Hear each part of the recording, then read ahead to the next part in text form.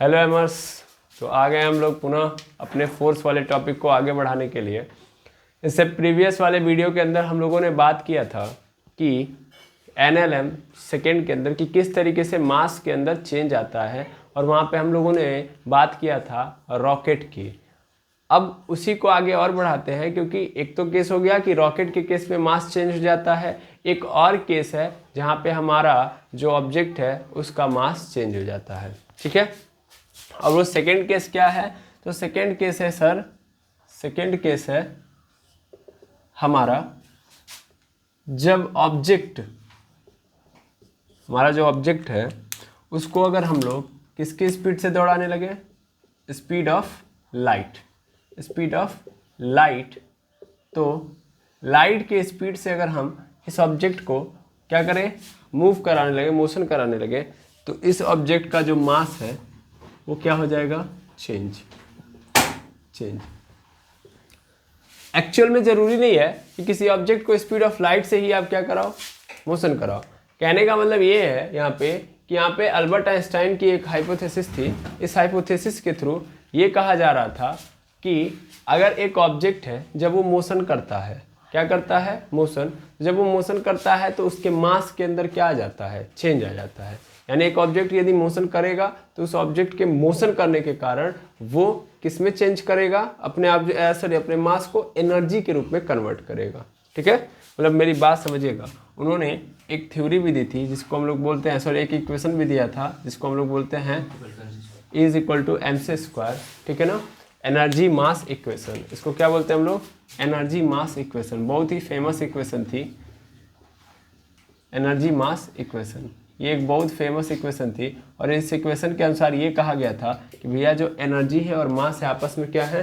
Related है। That means actual में हर object किससे बना हुआ है? एनर्जी से बना हुआ है। अगर एक रेफरेंस में देखें, दूसरे रेफरेंस में हम बोलते हैं कि हर ऑब्जेक्ट एक पार्टिकल से मिलकर बना हुआ है, मतलब पार्टिकल से मिलकर बना हुआ है, और उसके पास क्या होता है? मास होता है।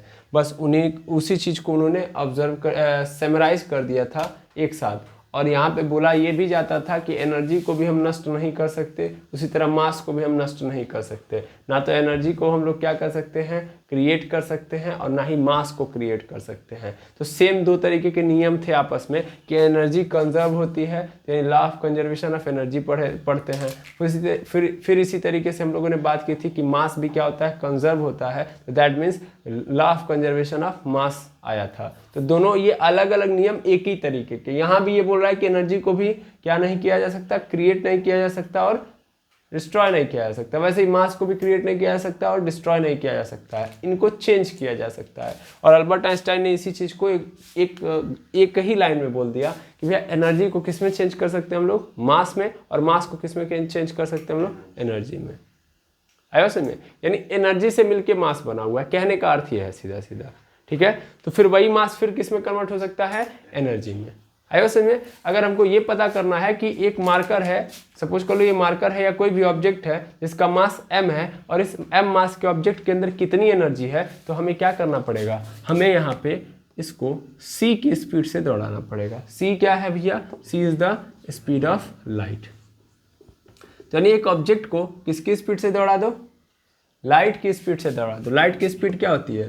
3 × 10⁸ मीटर पर सेकेंड, या इसी को हम लोग किलोमीटर में कर लें तो 3 × 10⁵ किलोमीटर पर सेकेंड। आइए समझ में? तो ये क्या है? Speed of light. यानी एक ऑब्जेक्ट को अगर 3 लाख किलोमीटर पर सेकेंड की स्पीड से दौड़ा रहा है, यानी एक सेकेंड में अगर वो एक ऑब्जेक्ट 3 लाख किलोमीटर की दूरी तय कर रहा है, तो उस ऑब्जेक्ट के अंदर कितनी एनर्जी है वो आपको पता चल जाएगी, और आप इस इक्वेशन से फाइंड आउट कर सकते हो। समझ में आया? हाँ या ना? क्या बोला गया था इस इक्वेशन के द्वारा? कि एनर्जी और मास आपस में रिलेटिव हैं, यानी मास को हम लोग किस में चेंज कर सकते हैं? एनर्जी के टर्म में चेंज कर सकते हैं। समझ में आई बात? ये किसके द्वारा बोला गया था? अल्बर्ट आइंस्टाइन के द्वारा। और इसी बात को आगे बढ़ाते हुए ये बोला गया कि एक ऑब्जेक्ट जब मोशन करना स्टार्ट करता है तो उसके मास में क्या आता है भाई? चेंज आता है। बिकॉज वो जब क्या करता है? मोशन करता है, तो उसके अंदर से क्या होती है? एनर्जी रिलीज होती है। दैट मीन्स उसका मास कम या ज़्यादा होता है। कम या ज़्यादा मतलब यहाँ पे कम हो रहा होगा। ठीक है, और वहाँ पे उन्होंने एक दूसरा इक्वेशन दिया है जिसको हम लोग यहाँ पे बोल सकते हैं m is equal to M not upon under root में 1 minus V square upon C square. ठीक है, ये एक दूसरा इक्वेशन है और ये बहुत इंपॉर्टेंट इक्वेशन है। इस इक्वेशन में ध्यान से देखोगे तो ये जो आपका पोर्शन है इसको हम लोग रेस्ट मास बोलते हैं। कैसा मास बोलते हैं? Rest mass. रेस्ट मास का मतलब क्या होता है कि जो मास आपका फिलहाल में है, ठीक है, यानी मान लीजिए आपका जो मास है उसको हम लोग क्या बोल रहे हैं? एम नॉट बोल रहे हैं। बाद में ये मास चेंज हो रहा है, क्या हो रहा है? चेंज होने वाला मास है, तो ये वेरिएबल मास है, यानी मास के अंदर कितना चेंज आया है तो मैंने इसको वेरिएबल मास बोल दिया है। ये रेस्ट मास है, ठीक है। और ये क्या है? आपकी वेलोसिटी। मैं आप यहीं पे लिख दे रहा हूँ, v क्या है यहाँ पे? आपकी स्पीड, और c क्या है? लाइट की स्पीड, लाइट की स्पीड, ठीक है। रेस्ट मास मतलब आपका द्रव्यमान या आपका प्रेजेंट मास, आपका प्रेजेंट मास। प्रेजेंट मास मतलब जो इस समय मास है जब हम लोग क्या कर रहे हैं? दौड़ने जा रहे हैं तब।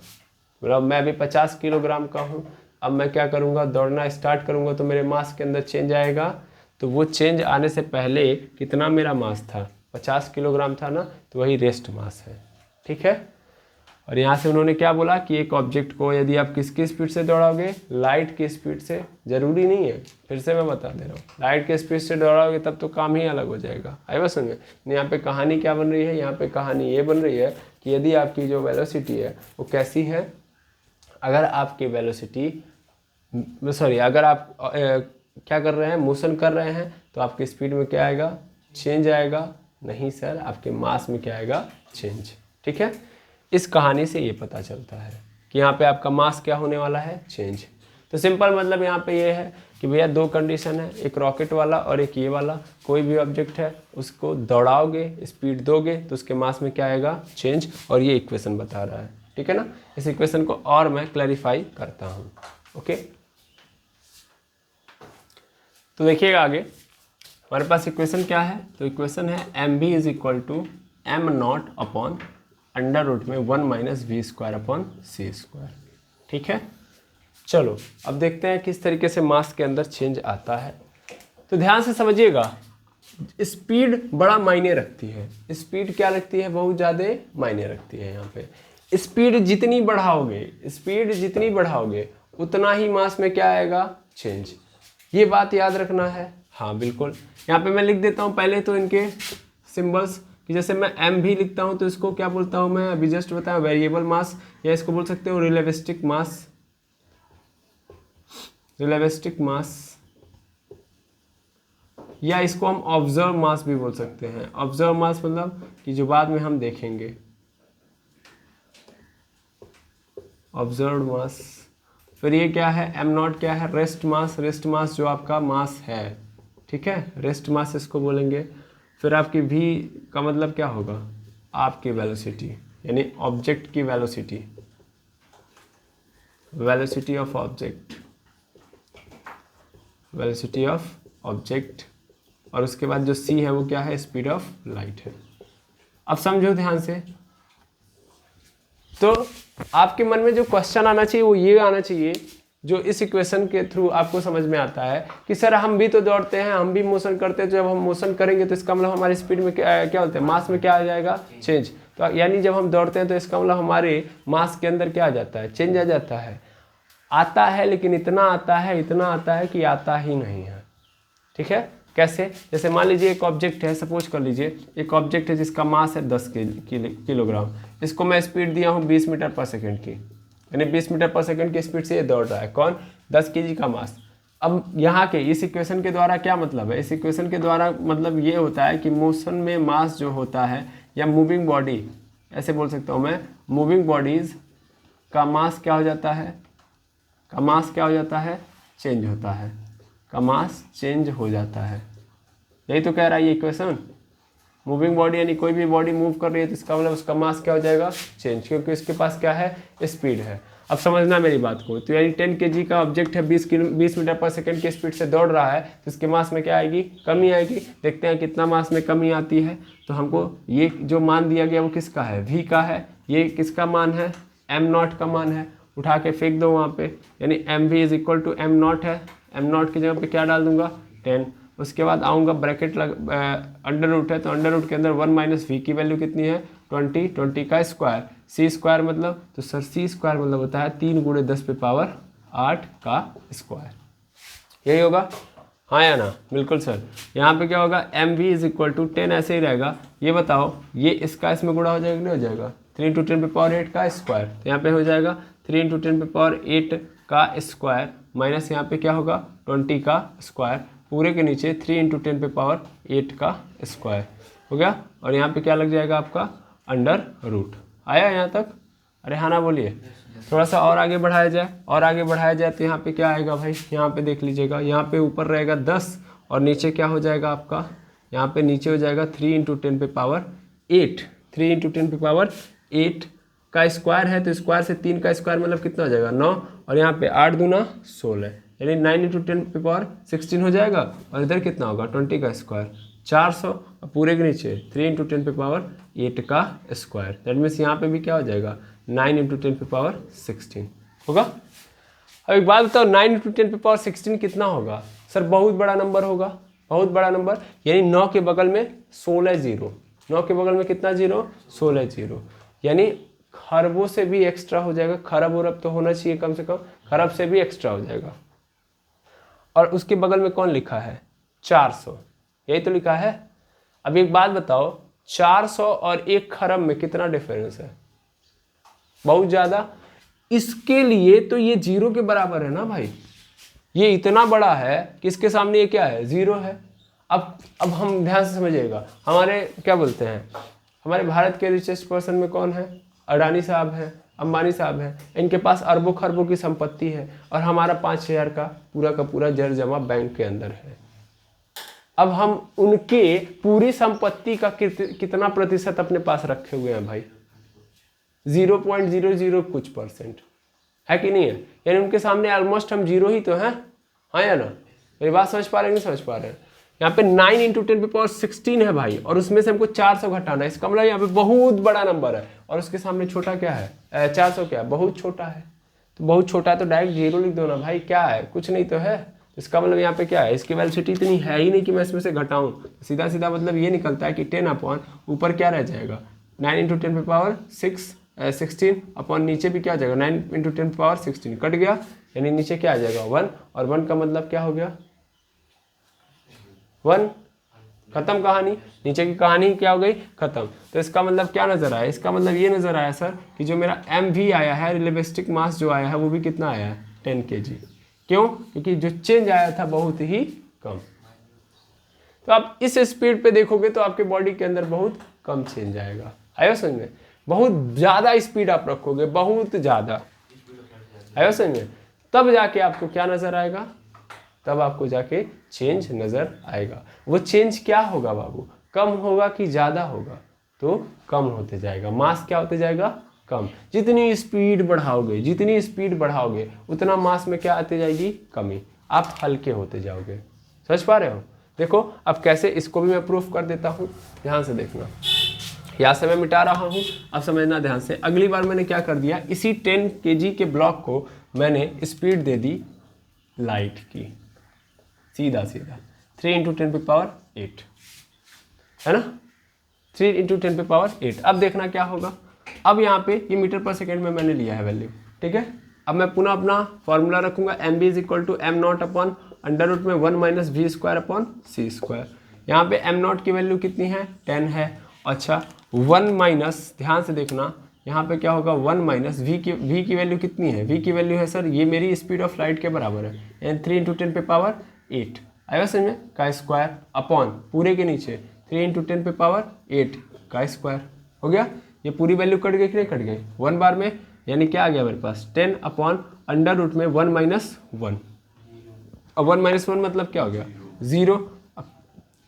कोई भी अंडर रूट हो या क्यूब रूट हो 0 और 1 को कड़ी में रोक पाएगा, अंडर रूट में रोक पाएगा, या स्क्वायर रूट या क्यूब रूट कुछ भी हो, नहीं रोक सकता, यानी बाहर क्या आ गया 0, और 0 से 10 में डिवाइड कर दूंगा तो क्या आ जाएगा, नॉट इनफाइनाइट, अनडिफाइंड। हम बता ही नहीं सकते, हम बता नहीं सकते, अनडिफाइंड। मैंने आपको पहले भी बताया है और अभी भी मैं बता रहा हूँ कि ये जो होता है एक्चुअल में इनफाइनाइट एक बड़ा नंबर होता है। क्या होता है, बड़ा नंबर होता है। बड़ा नंबर मतलब इतना बड़ा नंबर जिसको हम इस बोर्ड के ऊपर नहीं रख सकते या नहीं लिख पाते हैं, इसलिए इसको हम लोग क्या बोलते हैं, इनफाइनाइट। लेकिन अनडिफाइंड मतलब बता नहीं सकते, और बताने का नहीं कारण है क्योंकि नीचे क्या है, 0।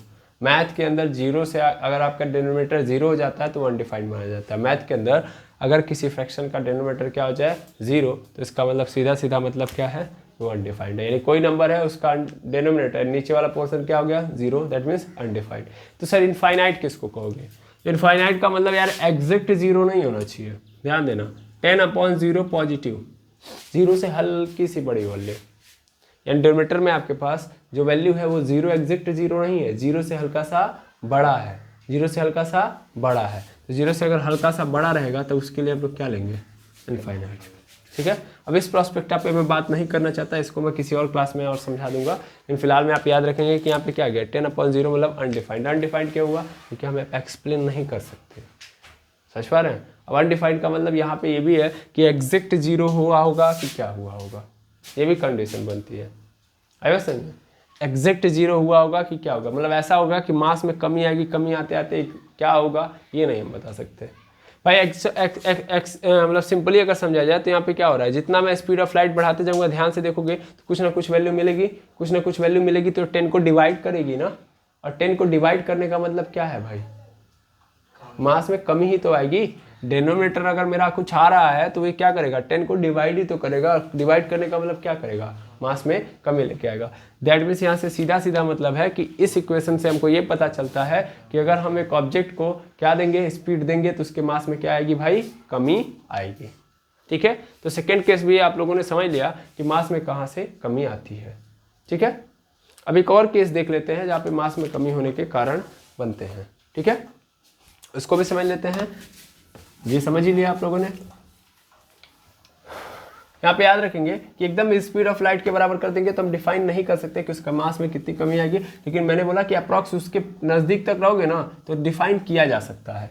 ठीक है, मैंने 0 रख के भी दिखा दिया आपको और कहानी समझ में आ गई होगी आपको। जितना हम स्पीड ऑफ लाइट के नज़दीक होते जाएंगे उतना हमारे मास के अंदर कमी होती जाएगी, ये बात दिमाग में रखेंगे, भूलिएगा मत, भूल के भी मत भूलिएगा। ठीक है, अब आगे बढ़ा जाए, आगे बढ़ा जाए। अब मैं अगर देखूंगा यहाँ पे तो तीसरा केस आता है जो वो ये आता है कि आप एक ऑब्जेक्ट का मास पकड़ते हैं तो वो ऑब्जेक्ट का मास किसके कारण होता है, मास होता है पार्टिकल के कारण। किसके कारण, पार्टिकल। पार्टिकल मतलब सिंपली बात करें हम लोग तो पार्टिकल क्या है, एटम है। सबसे स्मॉलेस्ट पार्टिकल एक सब्सटेंस का क्या होता है, एटम होता है। अगर हम एटम की बात करें तो ये रहा एक एटम, और एटम की बात करूं मैं तो बीच में क्या होता है आपका, न्यूक्लियस होता है। ये न्यूक्लियस है, और इस न्यूक्लियस के अंदर क्या बोलते हैं, दो पार्टिकल होते हैं, प्रोटॉन और न्यूट्रॉन, जबकि बाहर कौन होता है, इलेक्ट्रॉन। ठीक है ना, ठीक है ना, बाहर इलेक्ट्रॉन घूम रहा होता है ऑर्बिटल के अंदर। ठीक है, अब यहाँ से आपको पता होना चाहिए कि एक एटम का जो मास है, ठीक है, वो भी होता है, मतलब सिंपल ऐसे मैं बोलूँ तो एक एटम के पास भी क्या होता है, अपना मास होता है। क्योंकि इन्हीं एटम से मिलके आपका क्या बना है, एक ऑब्जेक्ट बना है। एक ऑब्जेक्ट किससे मिलके बना है भैया, ऑब्जेक्ट एटम से ही तो मिलके बना है। अगर मान लो एटम के पास मास नहीं होगा तो ऑब्जेक्ट के पास मास होगा नहीं। भाई मैं कह रहा हूँ कि ये इतना बड़ा ऑब्जेक्ट है, इसके अंदर सब के सब क्या है, एटम ही है। तो इन एटम के पास मास होगा तभी तो इस ऑब्जेक्ट के पास मास होगा। तो इसका मतलब इस एटम के पास मास होता है, हाँ या ना। लेकिन इस एटम के पास मास किसके कारण होता है, इस एटम के पास मास किसके कारण होता है, तो इस एटम के पास मास होता है न्यूट्रॉन एंड प्रोटॉन के कारण। किसके कारण, न्यूट्रॉन एंड प्रोटॉन के कारण। क्यों सर, आखिर इलेक्ट्रॉन के कारण क्यों नहीं होता है, तो इसका कारण मैं इसके माप से या इसके वेट से ही दे देता हूँ। जैसे अगर आप बात करोगे यहाँ पे तो न्यूट्रॉन का वेट, किसका वेट, वेट ऑफ न्यूट्रॉन, देखते जाना, वेट ऑफ न्यूट्रॉन कितना होता है, तो 1.67 इंटू 10⁻⁻27 kg। ठीक है, 1.67 इंटू 10 पे पावर माइनस 27 kg। जबकि ऐसे ही वेट ऑफ, मैं प्रोटॉन देख लूँ, प्रोटॉन तो वो कितना होता है भाई, तो वो भी सेम होता है 1.67 इंटू 10 पे पावर माइनस 27 kg। ठीक है, जबकि अगर मैं इलेक्ट्रॉन का देख लूँ, इलेक्ट्रॉन, तो इलेक्ट्रॉन का जो मास होता है वो कितना होता है 9.1 इंटू 10 पे पावर माइनस 31 kg। ये होता है इलेक्ट्रॉन का मास। ठीक है, तो न्यूट्रॉन का, प्रोटॉन का और इलेक्ट्रॉन का मैंने मास लिख दिया। अब थोड़ा सा ध्यान देना, ये केजी में है -27, ये भी केजी में है -27, दैट मीन्स यहाँ पे कुछ वेट है, यहाँ पे भी कुछ वेट है। सर इलेक्ट्रॉन का वेट तो दिखाई दे रहा है 9.1 इंटू 10 पे पावर माइनस 31 kg, तो फिर आपने कैसे बोल दिया कि इलेक्ट्रॉन के पास वेट नहीं होता है? और क्यों? आखिर एटम का मास जो होता है वो केवल क्या बोलते हैं, न्यूट्रॉन और प्रोटॉन के थ्रू देखा जाता है, इलेक्ट्रॉन के थ्रू नहीं। तो इसका कारण यहाँ पे स्पष्ट है। देखो यहाँ पे 10 पे पावर माइनस 31 kg दिया है, यहाँ पे ये दोनों छोटे हैं, दैट मीन्स 10 पे पावर माइनस 27 का मतलब होता है कि छोटा है, मास क्या है, कम है। ठीक, यहाँ पे क्या है, मास है, मतलब समझो यहाँ पे कम है, किसका, न्यूट्रॉन का और प्रोटॉन का, क्योंकि यार खुद ही एटम बहुत छोटा होता है, उसके अंदर भी उसके अंदर भी ये छोटे छोटे कण हैं, इनका मास बहुत ज़्यादा नहीं होगा, बहुत कम ही तो होगा। और यहाँ पे दिख रहा है -27, यानी 10 पे पावर 27 है, यानी 10 मतलब ऐसे समझ लो कि 27 जीरो वाली कोई संख्या है, और वो 27 जीरो वाली संख्या 1.67 में भाग दे रही है। और आपको फील आना चाहिए कि जब हम किसी छोटे नंबर से डिवाइड करते हैं, जैसे ध्यान देना 5/2 कर रहा हूँ मैं, तो 5/2 करूँगा तो कितना आएगा मेरे पास, ध्यान देना 5/2 का मतलब क्या होगा, यहाँ पे अच्छे से देखना कितना हो जाएगा, 2.5 आएगा, 2.5। ठीक है, अच्छा 2.5 हो गया। अच्छा अगली बार मैं और नंबर छोटा कर रहा हूँ, 3 कर दे रहा हूँ, सॉरी 3 कर रहा हूँ, 0.5 कर दे रहा हूँ। अब तो आंसर कितना आएगा, अच्छा 1 करो, पहले 1 करोगे तो 5 आएगा, आएगा ना, फिर और छोटा कर दिया तो 0.5 हो गया। अब 0.5 से अगर मैं करूँगा तो कितना आ जाएगा, 5 × 5, और 5 यहाँ पे भी क्या हो जाएगा 0.1, 0.1 से अगर मैं डिवाइड करूँगा तो कितनी बार हो जाएगा, तो यहाँ पे 10/1 होगा, और 10/1 का मतलब क्या आ जाएगा 10, सीधा मतलब यहाँ पे हो गया। और छोटा करते जाऊँगा तो और बड़ा नंबर देते जाएगा बड़ा नंबर। तो बड़ा नंबर देने का अर्थ नहीं है बाबू, यहाँ पे आपको सीधा सीधा दिखना चाहिए कि यहाँ पे क्या है, यहाँ पे क्या है, बहुत छोटा नंबर है। ध्यान से देखो, बहुत छोटा नंबर है, लेकिन अगर डिनोमिनेटर मेरा क्या हो, बड़ा हो। बड़े अच्छे से सुनना, अभी तुमको नहीं फील आया होगा, अभी यहाँ से इतना समझ में आया कि जब मैं छोटा करते जा रहा हूँ तो बड़ा नंबर आ रहा है, लेकिन सेम उल्टा पकड़ो कि अगर मैं बड़े नंबर से भाग दूंगा तो क्या आएगा, वैल्यू छोटी होती जाएगी। जैसे अब यही 5 में मैं 3 से करूँ तो 5 में 3 से करूँगा, 5 में 4 से करूँगा, 5 में 5 से करूँगा। अब देखो 5 में 3 से करूँगा तो 3 1 जा 3, 3 6 जा 18, 3 7 जा खत्म, मतलब 3 6 जा 18, 6 6 बार आएगा तो उसी को मैंने 6 7 बोल दिया। यहाँ पे 4 1 जा 4, और यहाँ पे 4 2 जा 8, 4 5 जा 20, यहाँ पे कितना आ गया 1। तो मैं डिनोमिनेटर बड़ा कर रहा हूँ तो वैल्यू क्या होती जा रही है, छोटी होती जा रही है। ये बात समझ में आ रही है। और जब मैं डिनोमिनेटर छोटा कर रहा हूँ तो वैल्यू क्या होती जा रही है, बड़ी होती जा रही है। अब यहाँ पे 10 पे पावर माइनस 27 है, तो 10 पे पावर माइनस 27 का मतलब क्या होगा, 1.67/10 पे पावर 27 क्या है। यहाँ पे नीचे कोई बहुत बड़ा नंबर है कि नहीं है, बहुत बड़ा नंबर है कि नहीं है। और ये बहुत बड़ा नंबर है, अगर डिनोमिनेटर हमारा बहुत बड़ा है तो इसका मतलब वैल्यू क्या आएगी, बहुत छोटी आएगी कि नहीं आएगी भाई। 10 पे पावर माइनस 27 नीचे लेके आऊँगा तो पॉजिटिव ही तो होगा, 10 पे पावर प्लस 27, और 10 पे पावर प्लस 27 का मतलब 10 जीरो वाली संख्या, सॉरी 27 जीरो वाली संख्या। तो 27 जीरो वाली संख्या से अगर मैं इसमें भाग दूंगा तो क्या होगा, बहुत छोटा नंबर होगा। लेकिन अगर सेम यहाँ पे आ जाओ 9.1 इंटू 10 पे पावर माइनस 31 kg है ना। अब मैं 10 पे पावर माइनस 31 को नीचे लेके आऊँगा तो क्या हो जाएगा, 10 पे पावर प्लस 31 हो जाएगा।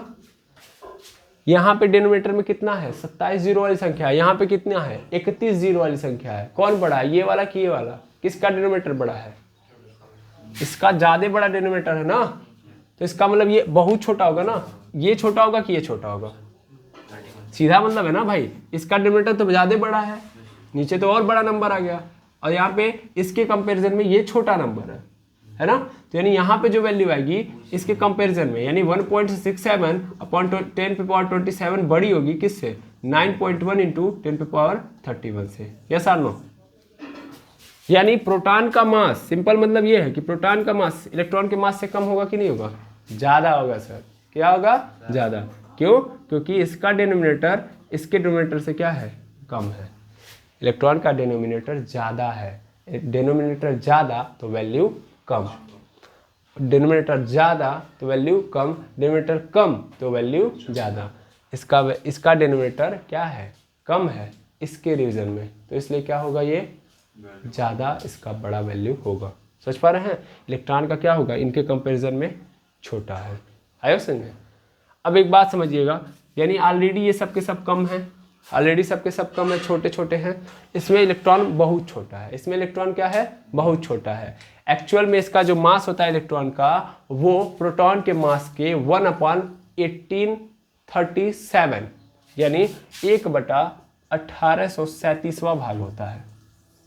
यानी हम प्रोटॉन के मास को 1837 भागों में करें तो एक भाग इलेक्ट्रॉन का मास होगा। यानी पुनः हम प्रोटॉन को कितने भागों में तोड़ रहे हैं, 1837 बराबर टुकड़ों में करें तो एक टुकड़े के मास के बराबर इलेक्ट्रॉन का मास होगा। तो इसका मतलब इलेक्ट्रॉन बहुत छोटा है कि नहीं है, तो इसीलिए इलेक्ट्रॉन के मास को हम लोग क्या मान लेते हैं, 0। जब बहुत छोटा है तो हटा दो, है ना। तो यानी मास तब कौन दे रहा होगा, न्यूट्रॉन और प्रोटॉन, है ना। और ये कहाँ पे होते हैं, न्यूक्लियस में।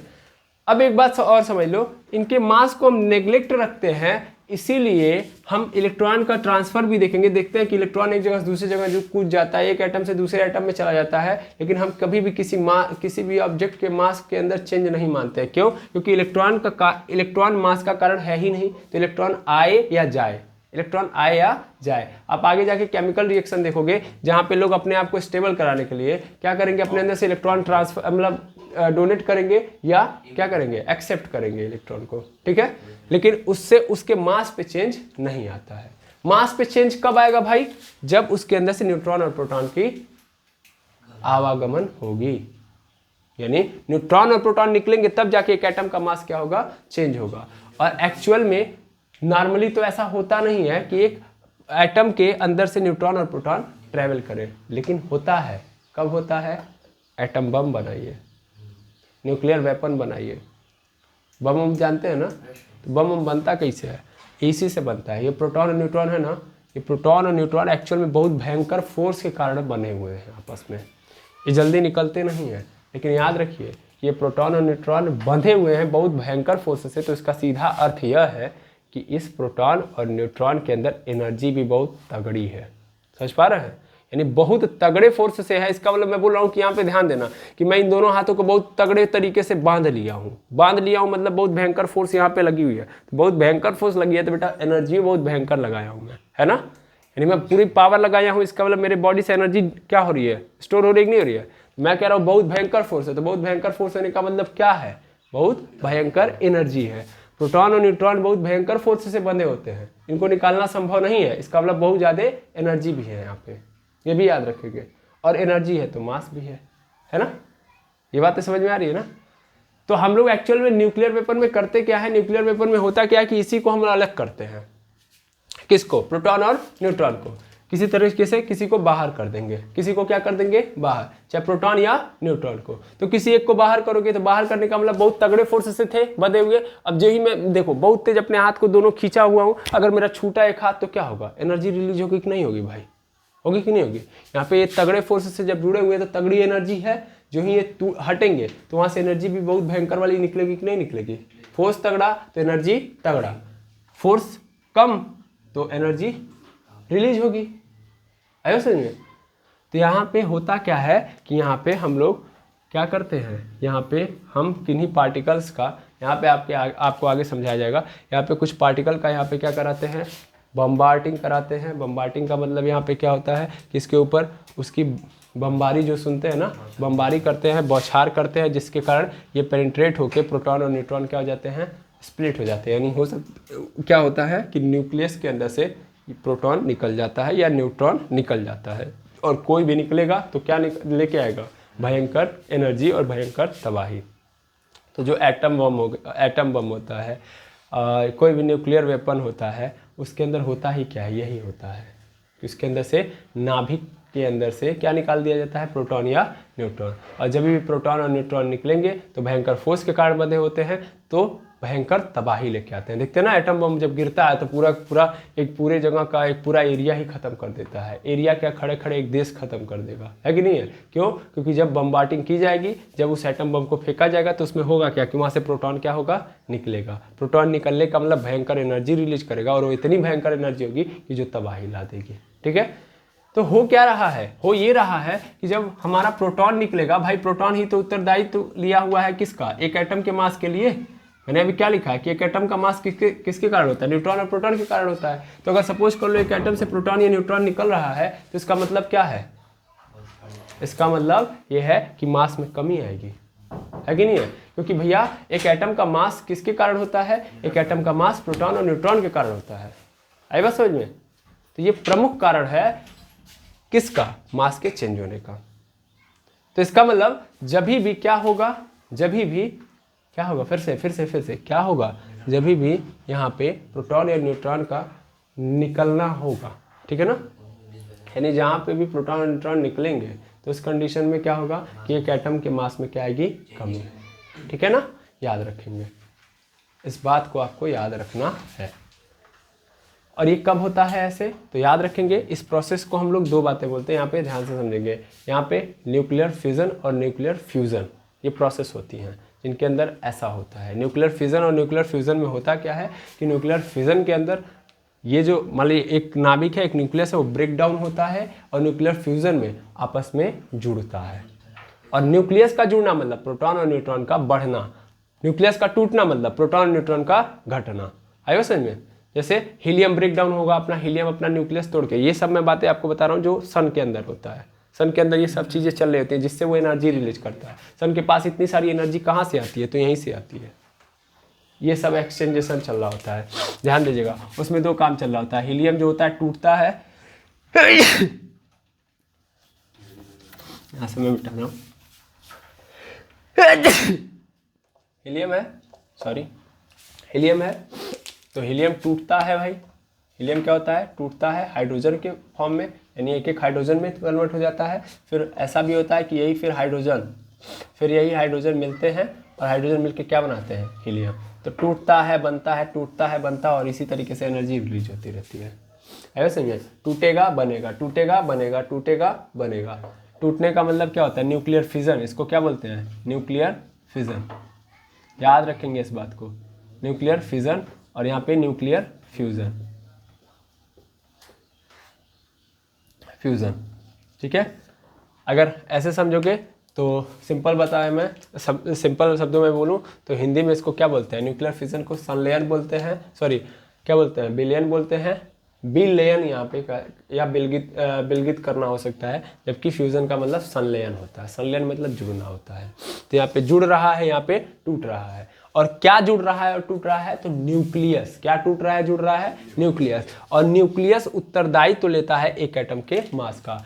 सर अभी आप बोल रहे हो न्यूट्रॉन और प्रोटॉन, अरे भाई न्यूट्रॉन और प्रोटॉन मिलके ही तो क्या बना रहे हैं, न्यूक्लियस। तो इसका मतलब न्यूक्लियस क्या है, उत्तरदायित्व तो ले रहा है किसी ऑब्जेक्ट के, किसी एटम के मास का, ठीक है ना। तो एटम का मास किसके कारण होता है, उसके न्यूक्लियस के कारण होता है, ठीक है। और ये मास में चेंज कब आएगा, जब न्यूक्लियर फिजन या फ्यूजन होगा। क्लियर है।